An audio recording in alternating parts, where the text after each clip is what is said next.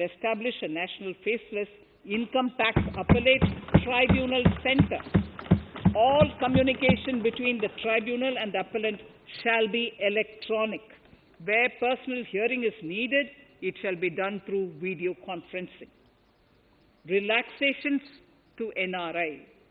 When non-resident Indians return to India, they have issues with respect to their accrued incomes in their foreign retirement accounts. This is usually due to mismatch in taxation period. They also face difficulties in getting credit for Indian taxes in foreign jurisdictions. I propose to notify rules for removing their hardship of double taxation. Exemption from audit. Currently, if your turnover exceeds 1 crore, you have to get your accounts audited. In February 2020 budget, I had increased the limit for tax audit to 5 crores for those who carry out 95% of their transactions digitally.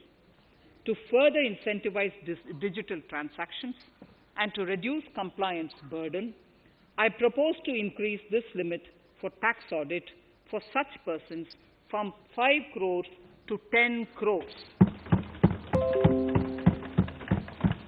Relief for dividend. In the previous budget, I had abolished the dividend distribution tax in order to incentivize investment. Dividend was made taxable in the hands of shareholders. Now, in order to provide ease of compliance, I propose to make dividend payment to rate and InvIT exempt from TDS.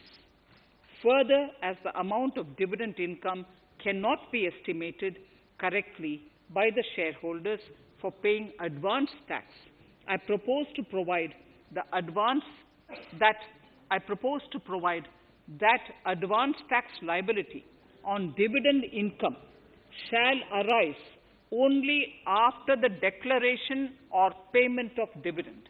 Also, for the foreign portfolio investors, I propose to enable deduction of tax on dividend income at lower treaty rate. Attracting foreign investment into infrastructure sector. In the last budget, for attracting foreign investment in the infrastructure sector, we had granted 100% tax exemption, subject to certain conditions, to foreign sovereign wealth funds and pension funds on their income from investment in Indian infrastructure. We have noticed that few of such funds are facing difficulties in meeting some of the conditions. In order to ensure that a large number of funds invest in India, I propose to relax some of these conditions relating to prohibition on private funding, restriction on commercial activities, and direct investment in infrastructure. In order to allow funding of infrastructure by issue of zero-coupon bonds, I propose to make notified infrastructure debt funds eligible to raise funds by issuing tax-efficient zero-coupon bonds. Affordable housing.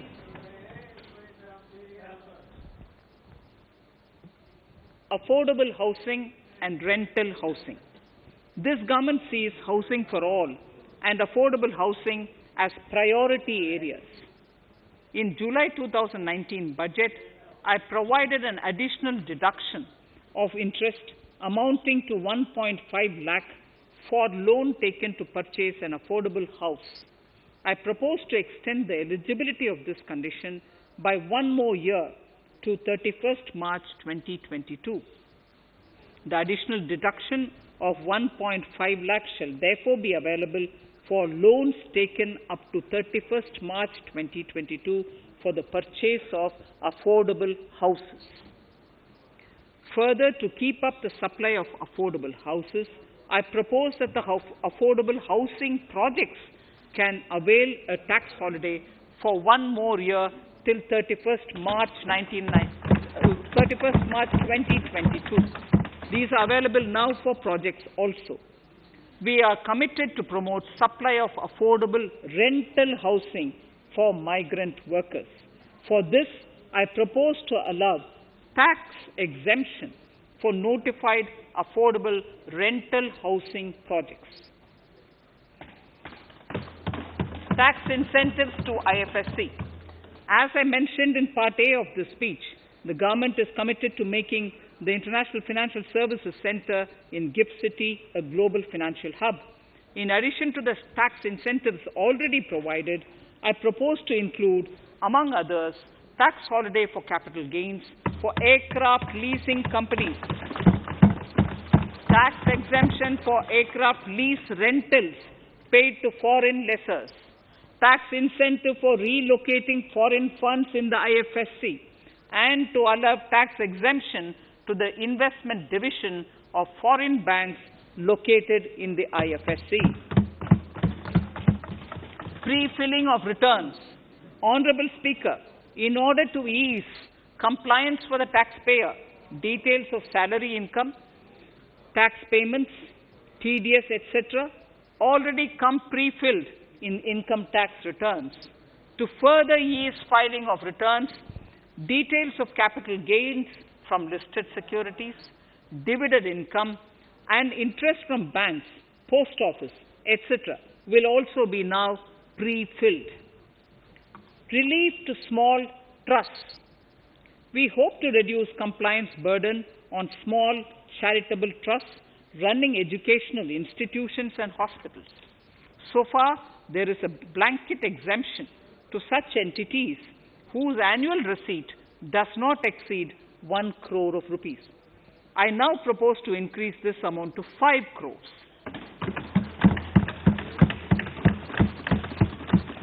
Labor welfare. We have noticed that some employers deduct the contribution of employees toward provident funds, superannuation funds, and other social security funds, but do not deposit these contributions within the specified time. For these employees, this means a loss of interest or income. In cases where an employer later becomes financially unviable, non-deposit results in a permanent loss for the employees.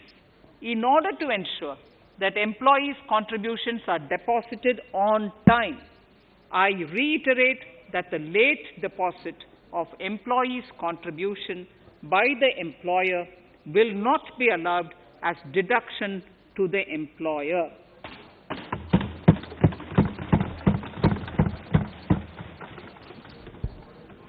Incentives for startups. In order to incentivize startups in the country, I propose to extend the eligibility for claiming tax holiday for startups by 1 more year, till 31st March 2022. Further, in order to incentivize funding for the startups, I propose to extend the capital gains exemption for investment in startups by 1 more year, till 31st March 2022. Sir, I now come to indirect tax proposals. GST. Before I come to my indirect tax proposals, I would like to appraise the House on GST. The GST is now 4 years old, and we have taken several measures to further simplify it. Some of the measures include nil return through SMS, quarterly return and monthly payment for small taxpayers, electronic invoice system, validated input tax statements, pre-filled editable GST return, and staggering of returns filing. The capacity of GST and system has also been enhanced. We have also deployed deep analytics and artificial intelligence to identify tax evaders and fake billers, and launched special drives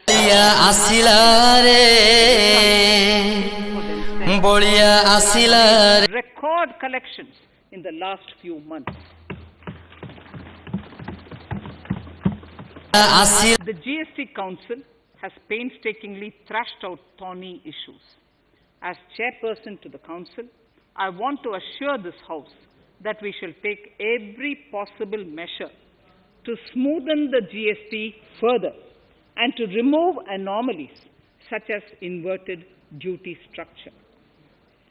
Custom duty rationalization. Our custom duty policy should have the twin objective of promoting domestic manufacturing and helping India get on to global value chain and export better. The thrust now has to be on easy access to raw materials and exports of value-added products. Towards this, last year, we started overhauling the customs duty structure, eliminating 80 outdated exemptions. I also thank everyone who responded overwhelmingly to a crowdsourcing call for suggestions on this revamp. I now propose to review more than 400 old exemptions this year. I repeat, I now propose to review more than 400 old exemptions this year. We will conduct this through extensive consultations, and from 1st October 2021, we will put in place a revised customs duty structure free of distortions. I also propose that any new customs duty exemptions, therefore, henceforth will have validity up to 31st March, following 2 years from the date of the issue. Electronic and mobile phone industry. Domestic electronic manufacturing has grown rapidly. We are now exporting items like mobiles and chargers. For greater domestic value addition, we are withdrawing a few exemptions on part of chargers and sub-parts of mobiles.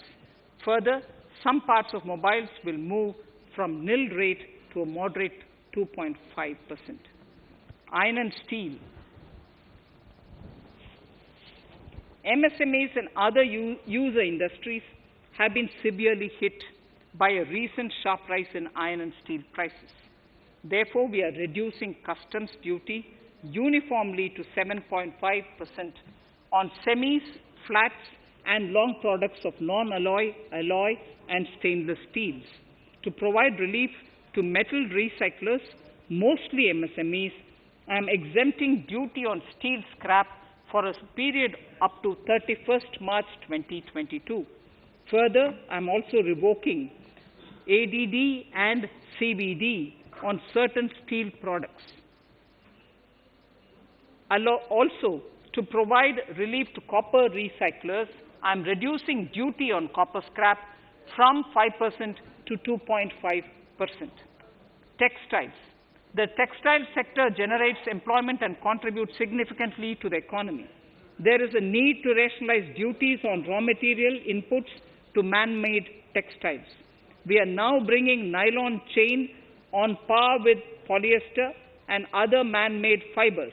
We are uniformly reducing the BCD rates on caprolactam, nylon chips, nylon fiber, and yarn to 5%. This will help the textile industry, MSMEs, and also overall exports. Chemicals. We have calibrated customs duty rates on chemicals to encourage domestic value addition and to remove inversions.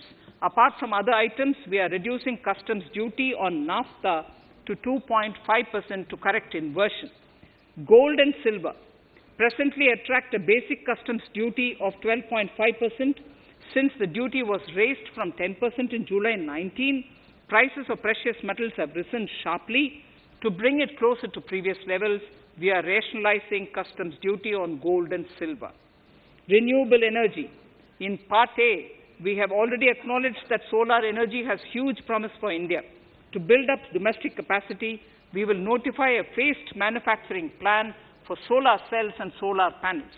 At present, to encourage domestic production, we are raising duty on solar inverters from 5% to 20% and on solar lanterns from 5% to 15%. Capital equipment and auto parts. There is immense potential in manufacturing heavy capital equipment domestically. We will comprehensively review the rate structure in due course. However, we are revising duty rates on certain items immediately. We propose to withdraw exemptions on tunnel boring machine. It will attract a customs duty of 7.5% and its parts a duty of 2.5%. We are raising customs duty on certain auto parts to 15% to bring them on par with general rate on auto parts. MSME products. We are proposing certain changes to benefit MSMEs. We are increasing duty from 10 to 15% on steel screws and plastic builderwares. On prawn feed, we increase it from 5 to 15%. We are rationalizing exemption on import of duty-free items as an incentive to exporters of garments, leather, and handicraft items. Almost all of these items are made domestically by our MSMEs. We are withdrawing exemption on imports of certain kinds of leathers as they are domestically produced in good quantity and quality, mostly by MSMEs.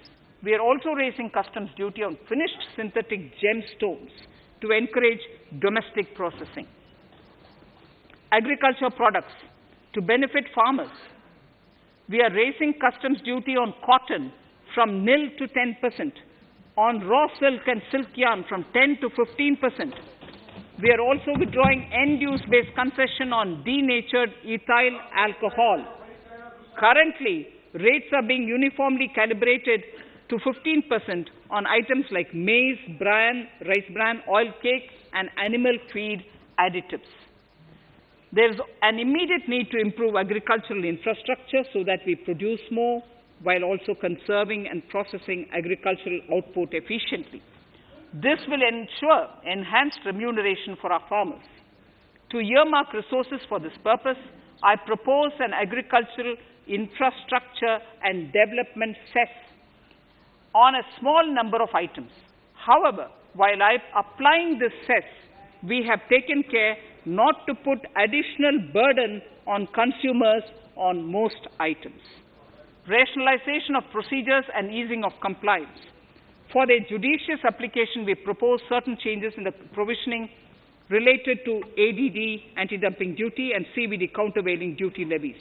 To complete customs investigation, we are prescribing definite timelines. In 2020, we rolled out the Turant Customs Initiative, which brought in faceless, paperless, and contactless customs measures.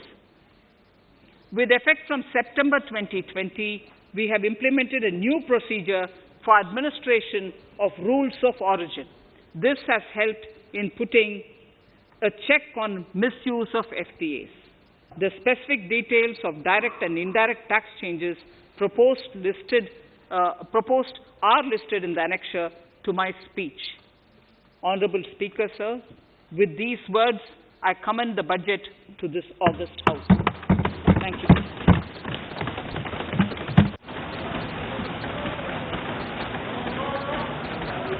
Item number 1, माननीय मंत्री जी, item number 1. Sorry, I don't have it with me. Sir, I wish to place on table the 15th Finance Commission report.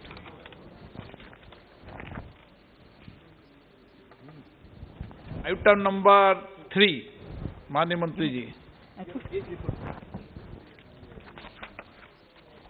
So, I wish to lay on the table the following statements under Section 3(1) of the Fiscal Responsibility and Budget Management Act 2003, the medium-term fiscal policy cum fiscal policy strategy statement and macroeconomic framework statement.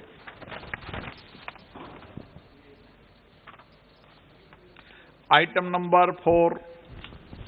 So, I wish to seek your permission to move for leave to introduce the Finance Bill 2021. प्रश्न ये कि विधेयक को पुनर्स्थापित करने की अनुमति प्रदान की जाए. जो सदस्य इसके पक्ष में हाँ कहें, जो सदस्य इसके विरोध में ना कहें. मेरे विचार में निर्णय हाँ वालों के पक्ष में हुआ, हाँ वालों के पक्ष हुआ. माननीय मंत्री जी विधेयक को पुनर्स्थापित करें. Shri Prahlad Joshi ji. With your permission, I rise to present the 18th report of Business Advisory Committee. माननीय सदस्यगण, माननीय वित्त मंत्री जी के बजट भाषण की प्रतियां प्रकाशक फलक पर उपलब्ध है. सदस्य अपनी प्रति प्रकाशन फलक से प्राप्त कर सकते हैं.